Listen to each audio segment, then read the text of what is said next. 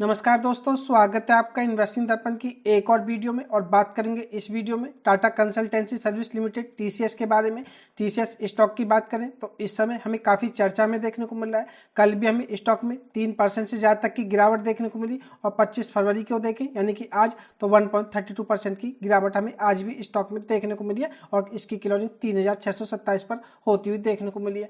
तो ऐसे में निवेशकों के मन में यह सवाल हो सकता है कि स्टॉक में अब क्या किया जाए, क्या इस स्टॉक में खरीदारी की जाए या इस स्टॉक को सेल किया जाए या होल्ड किया जाए। तो फ्रेंड्स, इस पर यह वीडियो काफ़ी खास होने जा रही है। स्टॉक में आपको इन्वेस्टमेंट की आगे क्या रणनीति अपनानी चाहिए, इस पर मैं आगे आपसे बात करूंगा। तो ऐसे में अगर आप स्टॉक से जुड़े हुए हैं या इस स्टॉक को फ्रेश इन्वेस्टमेंट के देखना चाहते हैं तो आपके लिए यह वीडियो काफ़ी जरूरी है और वीडियो आपको अंत तक देखनी चाहिए ताकि आप इस स्टॉक में कोई भी गलती करने से बचें।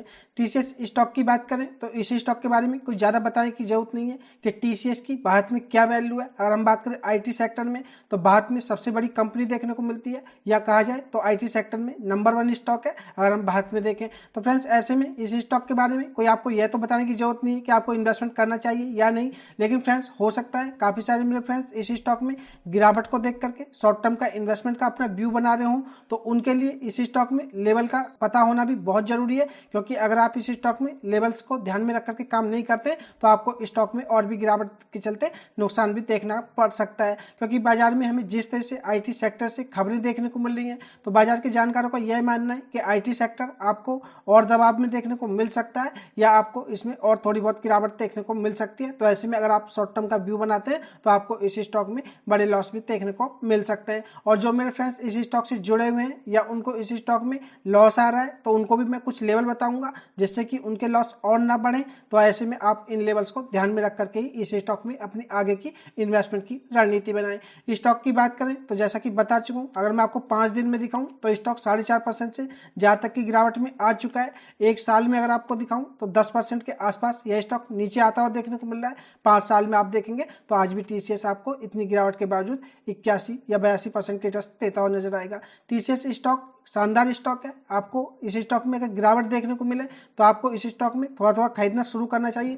लेकिन फ्रेंड्स, स्टॉक मार्केट में यह कहा जाता है कि टाइमिंग का एक बहुत बड़ा रोल होता है। अगर आप स्टॉक में सही समय पर इन्वेस्टमेंट करते हैं तो आपकी जो रिटर्न परसेंटेज होती है ये अच्छी होती है। तो फ्रेंड्स, ऐसे में अगर आप इस स्टॉक में अपनी इन्वेस्टमेंट की कोई रणनीति बना रहे हैं तो आप वीडियो को पहले अंत तक देख लें, उसके बाद ही इस स्टॉक में अपना इन्वेस्टमेंट का कोई डिसीजन लें। तो देख लेते हैं स्टॉक से जुड़ी हमें क्या अपडेट देखने को मिल रही है और आपको इस स्टॉक में किस तरह से काम करना चाहिए। बने रहिएगा वीडियो में। इससे पहले चैनल पर नए हैं तो चैनल को सब्सक्राइब कर लें। वीडियो अच्छी लगे तो वीडियो को लाइक करना भी ना भूलें। मैं स्टॉक का टेक्निकल आपसे यहाँ पर डिस्कस करना चाहूँगा और आपको कुछ लेवल इस स्टॉक में बताऊँगा। अगर आपको यह टेक्निकल समझ में आए या आपको वीडियो समझ में आए तो आप इस स्टॉक में अपनी इन्वेस्टमेंट की आगे रणनीति अब बना सकते हैं। स्टॉक की बात करें हाई की तो यह हाई हमें इसका 4592 रुपये पर देखने को मिला था और स्टॉक के अगर हम करंट मार्केट प्राइस को देखें तो यह 3629 रुपये पर हमें देखने को मिलता है।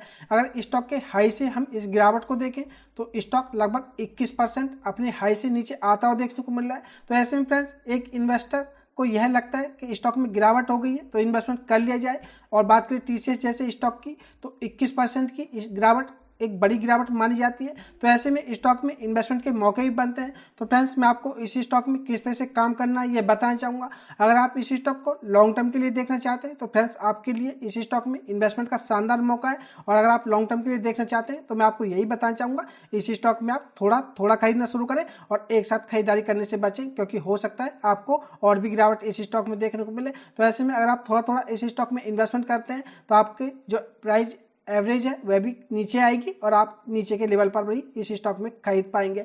अब बात करें उन फ्रेंड्स की जो इस स्टॉक में शॉर्ट टर्म का व्यू रखते हैं या इस स्टॉक में आगे कोई लॉस लेना नहीं चाहते हैं तो फ्रेंड्स, मैं आपको इस स्टॉक में कुछ लेवल बताऊंगा। आप इन लेवल को ध्यान में रख करके स्टॉक में काम कर सकते हैं। बात करें स्टॉक की, अगर हम टेक्निकली देखें तो चार्ट पर स्टॉक इस समय हमें वीक ही नजर आ रहा है। आप इसके RSI को देखेंगे तो आपको 20.31 देखने को मिलेगी। स्टॉक ओवरसोल्ड जोन में इस समय हमें आता हुआ देखने को मिल रहा है। तो कहा जा सकता है कि स्टॉक इस समय चार्ट पर टेक्निकली काफी वीक नजर आ रहा है।